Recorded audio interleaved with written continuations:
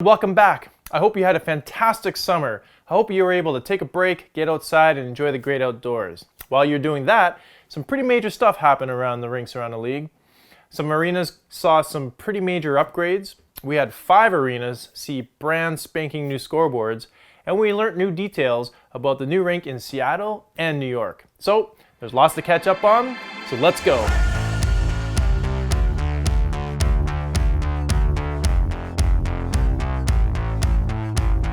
Hey everyone, welcome back to Rinks Around the League, Season 2, and I'm your host, Jeff Nash. I thought we'd kick things off this season with a little bit of a summer recap because there was so much that happened around the league. So without further ado, we're going to head out to the East Coast to visit TD Garden in Boston, where some pretty major things happened. Now in Boston, a lot has changed. I bet construction crews were happy the Bruins went to Game 7 of the Stanley Cup Finals, but we're also looking at the clock ticking on days to complete some pretty massive upgrades. Being on top of a major transit hub meant TD Garden was built on one of the smallest footprints in the league.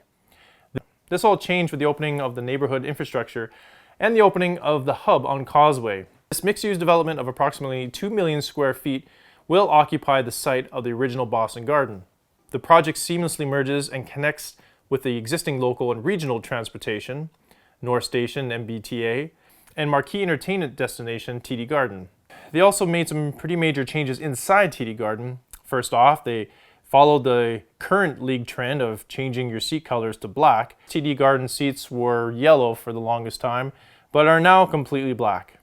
Something I'm not a huge fan of, but that's just the way it's going these days. Many rinks around the league are now doing this. There was supposed to be a new scoreboard. TD Garden and the Bruins had been pretty tight-lipped about the new scoreboard over the summer, but what wound up actually happening was the infrastructure or the skeleton of the scoreboard remained. They just physically replaced the screens to a 4K resolution. So it's a little bit of an upgrade, but kind of not what I was anticipating. The Bruins went to Game 7 of the Stanley Cup Finals against the St. Louis Blues. But speaking of the Blues, let's head over to their home barn, Enterprise Center, for some updates there as well. Obviously raising their first ever franchise Stanley Cup banner. The only update here will be the changing of the seats from blue, purple, or whatever the color scheme was there, to black. Enterprise has already gone through some pretty major facelifts inside the rink, just in time for that crazy Stanley Cup run.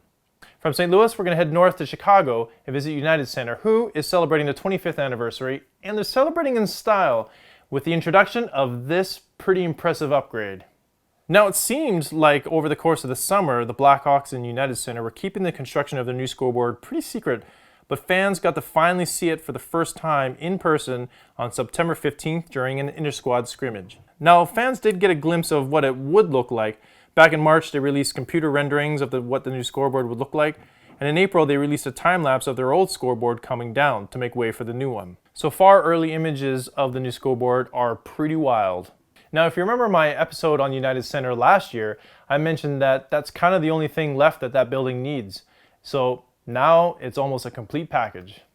Now let's head over to Raleigh, North Carolina and visit PNC Arena, home of the Carolina Hurricanes. A lot has been going on in Raleigh since the end of their playoff appearance. A new 4,000 square foot video board now hangs at center ice. It's a far departure from its previous board. It features underbelly displays that are now becoming the standard to most new scoreboards being installed around the league. It's 3 times larger than their previous board. It's 25 by 50 by 30 feet wide, and it would take 377 60-inch TVs to cover the same surface area. Now, they're not following the trend of kinetic scoreboards like some other teams around the league, but it's still a pretty amazing upgrade from their previous board. But speaking of new scoreboards, let's head over to Philly and visit Wells Fargo Center for one of the most unique scoreboards ever to be housed inside an NHL arena. Now, Wells Fargo has had some pretty major upgrades happen to it, so much so that it's definitely bumped it up in terms of its ranking across the league. Before we get to the scoreboard, they've changed all their seats to black. They used to be this red maroon color, and they've done some major changes to their main concession level. But everyone will be talking about that new 4K kinetic scoreboard. Like the one in Chicago, this scoreboard will move in a way to transform the screen to different shapes and sizes. It said some elements of the scoreboard will move 4 feet per second. That's crazy fast. They've been posting a lot of updates, and I can't see that thing lit up on opening night.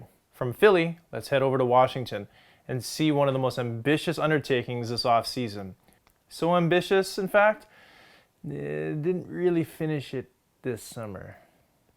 Definitely one of the buildings I've kept a keen eye on for updates is the Capital One Center in Washington. Yet another building to get a kinetic scoreboard, but what makes Capital One stand out is the addition of all the other digital signage. 4 dual-sided corner screens and a giant halo ribbon screen were going to be installed this summer. And I was a little worried because I didn't see any updates whatsoever. And now we know why. On September 16th, in a tweet, Capital One announced that the full breadth of the LED skyring, kinetic ability of the center hung scoreboard, and the dual display functionality of the corner boards won't be ready for this season. Now I'm sure when it's all done, it's going to look amazing, but they're just going to have to wait. And to round up all the rinks that got shiny new scoreboards, we're going to head over to Nashville and visit Bridgestone Arena, home of the Nashville Predators. The Music City unveiled a very cool open structured scoreboard. The corner tusk-like screens look really cool as well.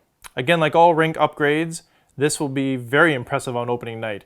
Now that does it for the upgrades and new scoreboards to the current rinks around the NHL.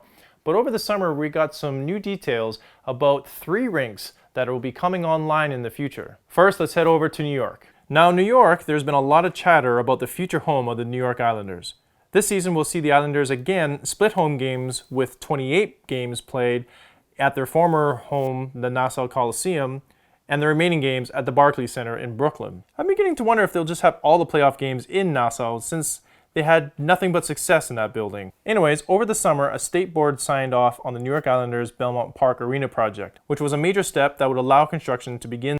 Under a plan that has been in the works for a few years, an estimated $1.26 billion development on state land at Belmont Park will be anchored by a new arena. The project is led by New York Arena Partners, which includes Islander ownership, Sterling Project Development, controlled by the New York Mets owners, and arena developer Oak View Group. The project's current scope calls for a 19,000 capacity arena to be the centerpiece of the surrounding development that includes a 250-room hotel, a 350,000 square foot retail space, and more. They held a groundbreaking ceremony on September 25th and released an updated computer renderings of the new rink. It looks pretty impressive. I'm sure after all these multiple seasons of multiple homes, the players and the fans will love to have a place to actually finally call home. Now from New York, we're going to head to Alberta, Canada and visit Calgary, where over the summer it was kind of a surprise when we learned that a new rink would finally be built in Cowtown. The Flames made some serious progress on plans to build their new home when City Council, pretty much out of nowhere, announced the approval of the new arena to be located just west of the Saddledome, which is their current home. Council cited 11-4 on July 29th, approving a financial agreement to build the event center, which will be the new home of the Calgary Flames and replace the 36-year-old Saddledome. The price tag? Approximately $550 million, which as it stands now will be split between the City of Calgary and Calgary Sports and Entertainment. I'll have much more on this as details become available, but it's rumored to be open for the 2024 NHL season. Last but certainly not least, let's head over to Seattle and visit the Key Arena, where over the summer we got endless updates and visuals of the construction progress. The Key Arena in downtown Seattle is currently undergoing some major renovations, totaling just shy of $1 billion.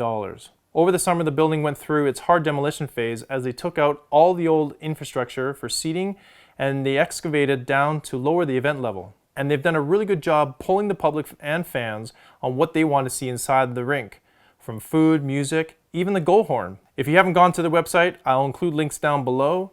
It's going to be an exciting year for the franchise as they are expected to announce their franchise name this season. And I think that about does it. Now you're caught up to speed heading into the new NHL season. As always, I'll include links down below so you can catch up more in depth on all the details that I've mentioned.